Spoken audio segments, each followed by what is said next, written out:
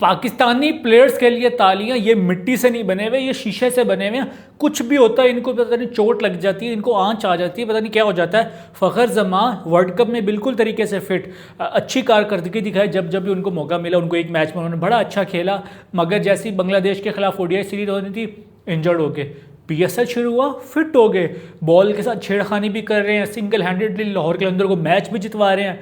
मगर फिर एक बड़ी सीरीज़ आ रही है ऑस्ट्रेलिया के साथ, वहाँ भी इंजर्ड हो गया। मुझे समझ नहीं आ रहा है, या तो खुद इंजरी कर रहे हैं या पीसीबी जान के फिर फ्रेम करने की कोशिश कर रहा है कि यंगस्टर्स को चांस देना, इसलिए चलो सीनियर प्लेयर को बिठा देते हैं ताकि हम पे भी नाम बनाए, हम कहेंगे इंजर्ड थे इसलिए बिठाया। आप लोगों को याद होगा कि बांग्लादेश वाली सीरीज में बाबर आजम इंजर्ड नहीं था, पीसीबी ने ज़बरदस्ती उसको इंजर्ड कर दी। बाबर आजम भी कह रहा है मैं इंजर्ड कहाँ से हो गया, हो ही नहीं सकता। और उसने फिर पीएसएल में पेशावर ज़ल्मी को टाइटल जितवा कर बताया कि मैं बिल्कुल तरीके से फिट हूँ और अपनी अच्छी फॉर्म में वापस आ गया हूँ।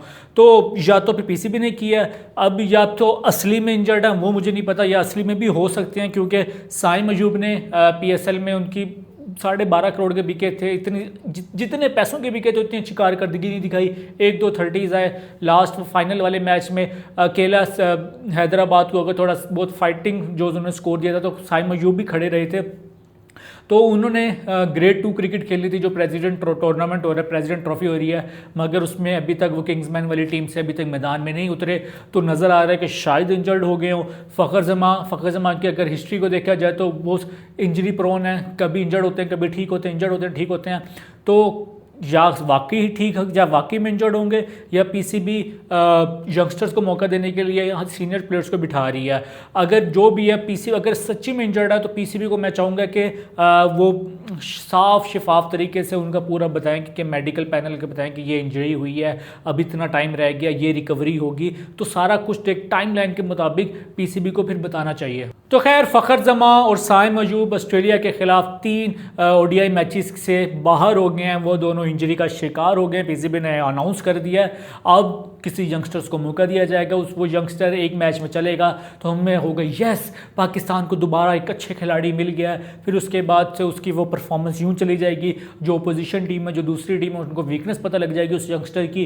तो यंगस्टर वो पहले मैच में चला होगा, हम पूरी कौम उसको हीरो बना देगी, फिर क्या होगा, हम कहेंगे हम उसको स्टार बना देंगे, उसकी रील्स चल रही होंगी, उसकी कवर ड्राइव की, उसके छक्कों होंगे, उसकी फील्डिंग की, पूरे टिकटॉक पे सारे वो क्लिप्स चल रहे होंगे, उसमें भी एटीट्यूड आ जाएगा, वो भी इंप्रूवमेंट की तो उसमें नहीं जाएगा, कहेगा कि नहीं मैं तो बस पाकिस्तान का नया आने वाला सितारा हूँ, मैंने तो बहुत कुछ अर्न कर लिया, मैंने टीम में पक्की जगह बना लिया। मगर उसके बाद से वो बिल्कुल फ्लॉप होता जाएगा, उसके मैचेस की परफॉर्मेंस उसके नीचे जाती रहेगी। फिर हम क्या करेंगे, हम वहीं फंस जाएंगे कि नहीं यंगस्टर है, इसको चांस देना चाहिए, इसको प्रॉपर एक मौके मिलने चाहिए, वो कभी ना कभी तो चलेगा। जिस तरह हमने साइम अयूब को कितने चांसेस दे दिए, शामिल को कोयटा ग्लैडिएटर के लिए 2 मैचेस में चला, उससे पहले उसका डेब्यू भी हो गया पाकिस्तान के लिए, मगर वो फिर भी उसकी परफॉर्मेंस यूं ही है, उसने इंप्रूवमेंट नहीं दिखाई, उसमें मतलब हल्की सी झलक दिखाई है कि वो बहुत अच्छा खिलाड़ी है। अब वो पक्का नहीं दिखाया ना कि यस पाकिस्तान को ये इस लेवल पे रिप्रेजेंट कर सकता है, यानी आप पता नहीं, मुझे तो डर है कि शायद शामिल हमें ऑस्ट्रेलिया के खिलाफ जो ओडीआई सीरीज में हमें देखने को भी ना मिले। तो बांग्लादेश के खिलाफ जो हमारी लास्ट ओडीआई सीरीज हुई थी उसमें हमने साहिबजादा फरहान और मां सदाकत को ओपन करते हुए देखा था। मां सदाकत का एक अच्छा सीजन गया था पीएसएल 11 का किंग्समैन हैदराबाद की जानिब से, तो मुझे लग रहा है कन्फर्म है कि मां सदाकत और साहिबजादा फरहान ही शायद ऑस्ट्रेलिया के खिलाफ सीरीज़ में एक ओपनिंग जोड़ी हो हमारी, यही दोनों ओपन करें। शामिल का मुझे लग रहा है कि शायद उसको ड्रॉप कर दें। बाबर आजम की वापसी होने वाली है, बाबर आजम जो कि बांग्लादेश सीरीज़ के में नहीं थे। स्क्वाड अभी तक अनाउंस नहीं हुआ, स्क्वाड अनाउंस होगा जो मुझे सोर्सेज से जो पता लग रहा है 22 तारीख की शाम को लेट, या 23 को तो कन्फर्म ये हमारा जो पाकिस्तान का स्क्वाड अनाउंस हो जाएगा। ऑस्ट्रेलिया ने अपना स्क्वाड अनाउंस कर दिया है, उनकी थोड़ी बीट सीट टाइप टीम है, 2-3 प्लेयर्स अच्छे हैं, बाकी उन्होंने यंगस्टर्स को मौका दिया हुआ है। अक्सर उनके जो बड़े बड़े प्लेयर हैं वो आईपीएल वगैरह में बिजी हैं, तो पीसी वो जो बाकी टीम है वो भी अब पाकिस्तान को इतना सीरियस नहीं लेती। यार अभी आज ही हमने अपने बांग्लादेश से हम 2 टेस्ट मैचेस की सीरीज़ हार गए, वाइट वॉश कर दिया बांग्लादेश ने। तो पाकिस्तान की जो क्रिकेट है वो काफ़ी मुश्किल का शिकार हुई हुई है। जहाँ बहुत सारे लोग फ़खर जमान के इंजरी पे तशवीश का भी शिकार है, अफसरदा भी है, वहाँ कुछ साइम अयूब के फैंस भी हैं।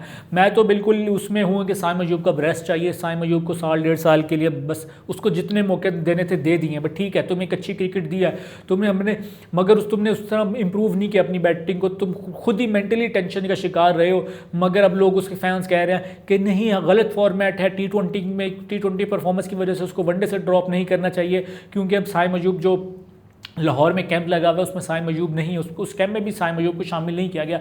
तो उस टाइम भी लोग बोल रहे थे कि नहीं 45 प्लस किसकी एवरेज है, वनडे का ये अच्छा प्लेयर है, इसको वनडे में चांस देना चाहिए। भाई नहीं, हमने तुम्हें एशिया कप में, वर्ल्ड कप में, इतने बड़े बड़े इवेंट्स में हमने तुम्हें दिया है चांस, तो तुम्हें सज़ा मिलनी चाहिए। भाई तुमने वहाँ परफॉर्म नहीं किया, अगर वहाँ तुम परफॉर्म कर जाते तो शायद पाकिस्तान एक अच्छा, ठीक है ये तो नहीं कहूँगा टाइटल जीता, मगर पाकिस्तान एक अपनी इज्जत बचाता, पाकिस्तान फाइट करता अपने मैचेस में। मगर वो भी, अगर पाकिस्तान की अगर टीम डाउन हुई है तो उसमें साइम अयूब का भी शिकार है, क्योंकि हमने साइम अयूब को एज अ मैच विनर हमने अपॉर्चुनिटीज़ दी हैं पाकिस्तान की टीम ने, पाकिस्तान की जो भी मैनेजमेंट है।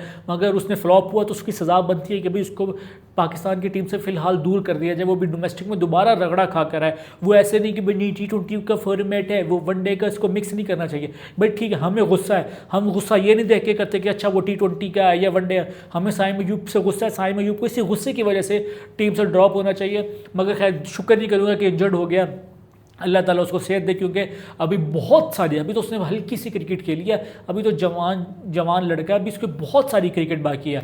तो खैर ख़वातीन व हज़रात, ये थी खबर कि साइम अयूब और फ़खर जमान हमें नहीं देखने को मिलेंगे ऑस्ट्रेलिया के खिलाफ ODI सीरीज़ में। साइम अयूब को तो पता था, मगर साइम अयूब को शायद वो कंसिडर भी कर रहे हो, क्योंकि ODI में भी एक अच्छा प्लेयर है। फ़खर जमान का तो कन्फर्म था खेलेगा, मगर इंजरी की वजह से वो बाहर हो गए हैं। तो आप लोग बताएं कि आप लोग क्या चाहेंगे, इनकी रिप्लेसमेंट कौन सी होनी चाहिए पाकिस्तान की टीम में, या सीनियर प्लेयर के साथ जाना चाहिए? बाबर आजम को कहना चाहिए कि वो ओपन करे, या फिर नए यंगस्टर्स को अपॉर्चुनिटी देनी चाहिए, जिसमें हमें समीर मिन्हास भी देखने को मिल सकते हैं, मासदा कहते हैं, साहिबजादा फरहान ने, जिस तरह हमने T20 से वनडे टीम में आए हैं। तो आप लोगों ने मुझे अपनी कमेंट्स में अपनी राय का इजहार करना, इजाज़त दीजिए। अपने मेज़बान नरवाज कम्बो को मुलाकात होती है इंशाल्लाह अगली वीडियो में, तब तक के लिए बाय बाय, टेक केयर, अल्लाह हाफिज़।